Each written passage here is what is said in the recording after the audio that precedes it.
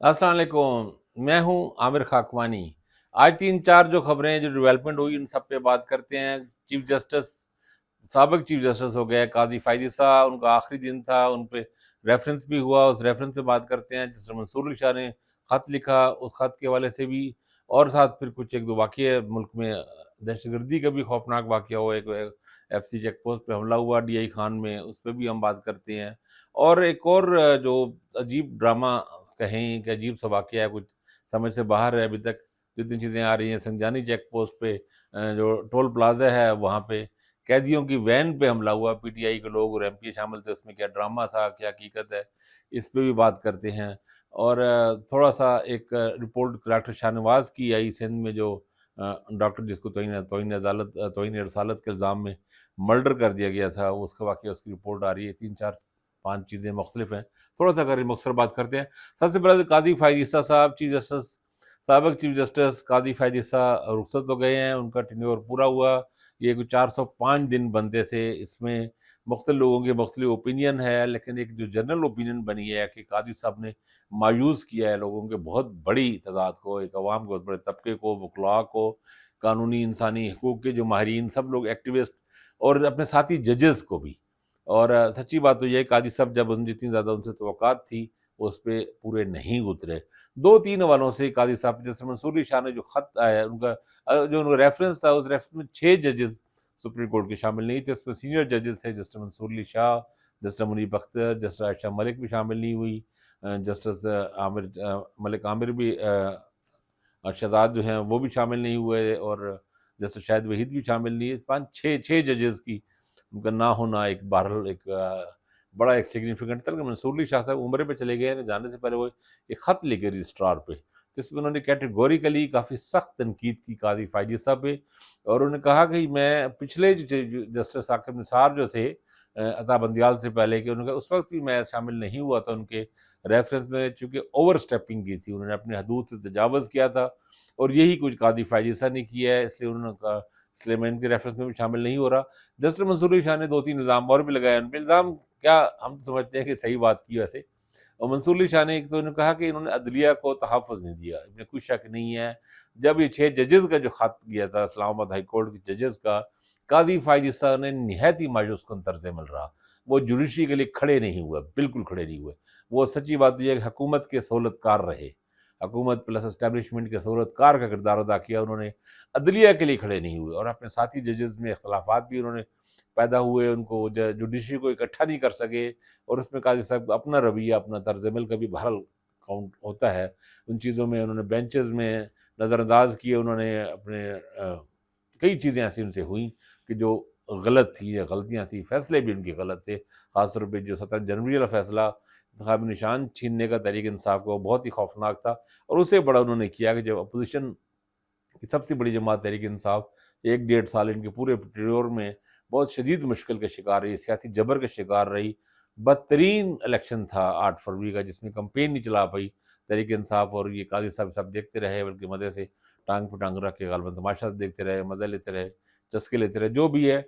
उन्होंने एक तो जुडिशरी की इज़्ज़त में भी और साख में उसमें भी कमी पैदा की उन्होंने, जजेस को मुत्तहिद नहीं कर सके उन्होंने, इस्लामाबाद हाई कोर्ट जजेस का इतना बड़ा एक गैर मामूली वाक़या हुआ था, उस वाक़ये को भी उस तरह वो प्रॉपर फ़ॉलो नहीं कर सके, ना उन्होंने जुडिशरी को एक एतमाद दिया हाई कोर्ट्स का और जजेस भी अपने फ़ैसलों में भी, अपने अदलिया के फ़ैसलों पे भी तनकीद करते रहे, जो प्रेसि हालाँकि अदलिया के जो पुराने फ़ैसले जो होते हैं, वो एक प्रेसिडेंट समझे जाते हैं, पूरी दुनिया भर में उनकी एक ख़ास हैसियत होती है। काज़ी साहब उसको भी आइन के नाम पर करके, हालाँकि जो उन्होंने आइन का जितना ख़्याल रखा, वो भी सबके सामने ही है। 63 ए का जो फ़ैसला है, उन्होंने अपनी तरफ से जनाब आइन को रीराइट होने से मैंने तब्दील किया और वो किया उसके लेकिन उन्होंने फ्लोर क्रॉसिंग का ऐसा रास्ता खोला कि जो पाकिस्तान हमेशा भुगतेगा। अभी इस तरमीम में 26 तरमीम में भी हुआ है और भी बहुत कुछ हुआ है। काज़ी साहब का शटअप कॉल देना उनको वकला को और साइलिन को जगह-जगह तंज़ करना हर एक पे, कभी कि सरदार लतीफ़ खोसा पे एतराज़ कर रहे हैं कि सरदार क्यों लगाया, कभी किसी हाफ़िज़ पे इल्ज़ाम लगा रहे हैं कि हाफ़िज़ कुरान हाफ़िज़ नाम था क्यों लिख रहा है, कभी इस पे एतराज़ कि 20 नंबर क्यों दिए जा रहे हैं और मतलब पता नहीं क्या-क्या लोगों की पर्सनल लाइफ़ है, पर्सनल चीज़ें हैं, आपको कोई ताल्लुक ही नहीं है। लेकिन ये जो एक ज़ोम तक़वा होता है और ख़ब्त अज़मत होती है और अपने आप को एक अज़ीम दानिश्वर मान लिया जाता है, भाई चीफ़ जस्टिस बनने से आप कोई दानिश्वर तो नहीं हो गए ना। ना कोई आप कोई साहिब इल्म हो गए या ना आप अक़ल कुल हो गए। अब आज चीज़ वैसे नहीं है, ख़त्म हो गए हैं, तो अब आपको कहाँ कितनी आपकी अक्ल और कितनी दानिश है, सब सबके सामने ये नज़र आ जाएगी, बुरी तरह एक्सपोज़ हुए हैं कादी साहब। तो कादी फ़ायज़ ईसा का दौर अपना एक बुरा दौर गुज़ार के, एक बदतरीन स्याह यादें छोड़ के कादी साहब जा चुके हैं जुडिशरी में। अब जस्टिस जाया अफरीदी का दौर शुरू होता है, देखते हैं जस्टिस जाया अफरीदी क्या करते हैं। उनके पास 3 साल का टेन्योर है, चीज़ें आसान नहीं हैं। जस्टिस मंसूर अली शाह ने भी अभी रजिस्ट्रार के नाम जो खत लिखा था कादी सा उस वक़्त फ़ैज़ ईसा चीफ जस्टिस थे 3-4 दिन पहले, जिसमें उन्होंने कहा कि वो जजेस की जो बेंच जो कमेटी है बेंच बनाने वाली कमेटी, उसका वो जब तक उस पे फुल कोर्ट का फ़ैसला नहीं आता और फुल कोर्ट उसको कोई रूल सेट नहीं कर देती उस वाले से, तो उस हद तक वो इसका हिस्सा नहीं बनेगा। तो या अफरीदी साहब को ये चीज़ें भुगतना होगी, निपटना होगी। अभी आईनी बेंचेस में देखते हैं वो किस तरफ जाते हैं। काफ़ी चीज़ें, काफ़ी चैलेंजेस हैं जुडिशरी में सारी। लेकिन इसमें हम बात करते रहेंगे। एक वाक़या जो अजीब वाक़या हुआ है कि आज यानी हुकूमत ने दावा किया है, पुलिस ने दावा किया है कि कैदियों की वैन जिसमें कोई 82 कैदी थे, उसमें 2-3 पीटीआई के एमपीएस भी थे और ये सारे ये वही थे जो डी चौक एहतजाज के सिलसिले में लोग पकड़े गए कि जब उनको संजानी उस पेट्रोल प्लाज़ा पे था, तो वहाँ पे पहुँची कैदियों की वैन, तो पुलिस के मुताबिक के लोगों ने नामालूम लोगों ने हमला किया, फायरिंग की और वो गाड़ियाँ पंचर कर दी और फिर मुतअद्दिद ये खबर मैंने देखी बस मुतअद्दिद पुलिस वाले ज़ख्मी हुए। अब मुतअद्दिद पता नहीं कैसे ज़ख्मी हुए, अब क्या उसका कोई सबूत है, क्या नहीं है। और फिर जनाब उन्होंने ये कहा कि ये फिर उनको कैदी फरार हो गए, लेकिन उन्होंने सबको पकड़ भी लिया। सारे के सारे पकड़े गए, एक भी यानी नहीं हुआ और बल्कि जो आए थे बकौल उनके बहुत सारे लोग आए थे, उनमें एक एमपीए का बेटा था और एक पुलिस वाला भी था और लोग भी थे, वो भी हमने गिरफ्तार कर लिए। अब दूसरी तरफ अली अमीन गंडापुर वज़ीर आला केपी ने इसको सख्त तनकीद किया है और उन्होंने कहा कि तुरंत ये जो वहाँ का अ, तरनोल का जो एसएचओ है, उसने अपने हाथ से मार के मुक्के मार के ये तोड़े हैं, खिड़की तोड़ी है और प्रिज़न वैन को और ये तासर दिया कि ये सारा ड्रामा है। अली अमीन गंडापुर का कहना ये था कि लोगों को रुकवा के, गाड़ियों को रुकवा के, लोगों ने चिखड़ा किया लाइनें लगा के और फिर बाद में ये सारा ड्रामा रचाया कि ये भाग रहे थे, फरार हो रहे थे।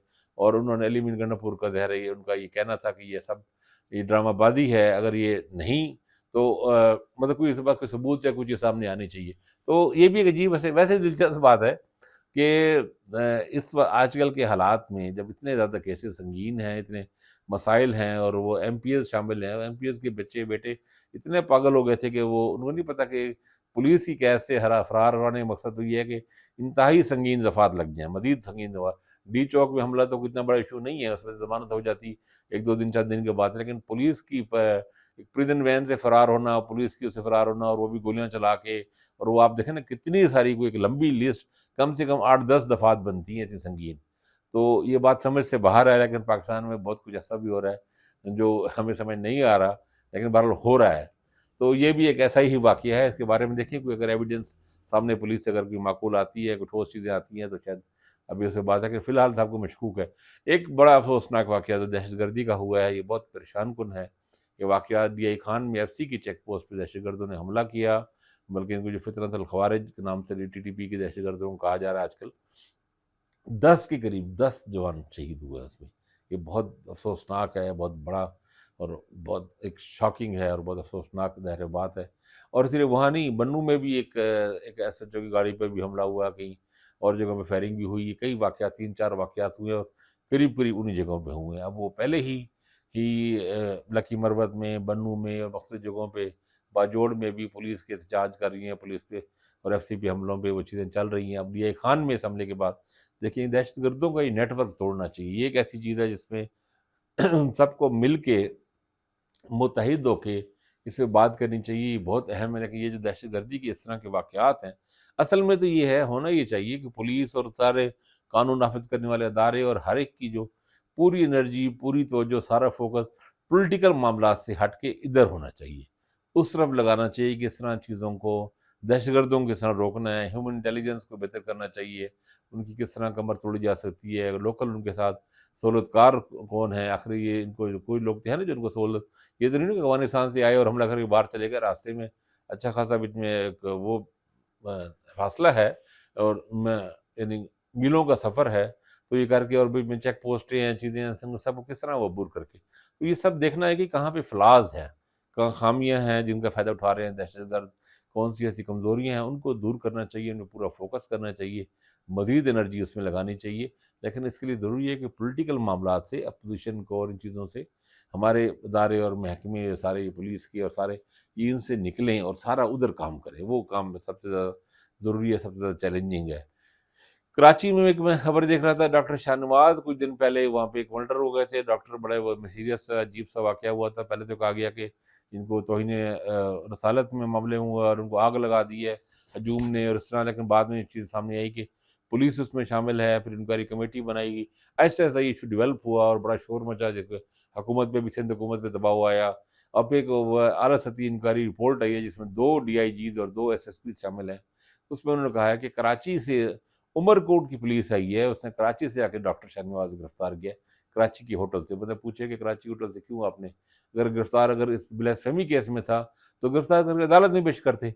लेकिन वो पता लगा कि वहाँ से वापस ले गए हैं और फिर वहाँ उन्होंने और पुलिस को किसी को दिया है, ये गालिबन मीरपुर पुलिस के हवाले किया है और उसके बाद फिर बाद में ये दावा, क्योंकि चंद दिन पहले दावा सिंदरी पुलिस ने गालिबन किया था कि भई ये इस तरह हुए हैं, मुकाबला हुआ है और उसमें वो मारे गए पुलिस मुकाबले। अब जो उनकी जो पोस्टमार्टम रिपोर्ट जो हुई है, उसके बाद जो कब्र से निकाल के जो दोबारा पोस्टमार्टम हुआ, उसमें पता लगा कि 4 पसलियाँ टूटी हुई हैं और कमर टूटी और फिज़िकल टॉर्चर की निशानी मतलब कन्फर्म हो गया और उससे ये पता लगा है कि लाश को इसीलिए जलाया गया था कि टॉर्चर ये चीज़ें सामने ना आए। तो ये बहुत ही संगीन, बहुत ही खौफनाक वाक़या है कि ऐसा क्यों हुआ? कौन उसकी वज़ारत है? पुलिस इसमें क्यों इन्वॉल्व हुई? ये भी समझ से बाहर है और आला सतह की पुलिस है, पूरे ज़िले की पुलिस है। तो ये सारी चीज़ें, इसका मसला हल होना चाहिए। पाकिस्तान में बहुत मामलात पेचीदा और ख़राब हो चुके हैं। इन चीज़ों को रोकना चाहिए। अब के लिए इतना ही। अपना ख़्याल रखिएगा। अल्लाह हाफ़िज़।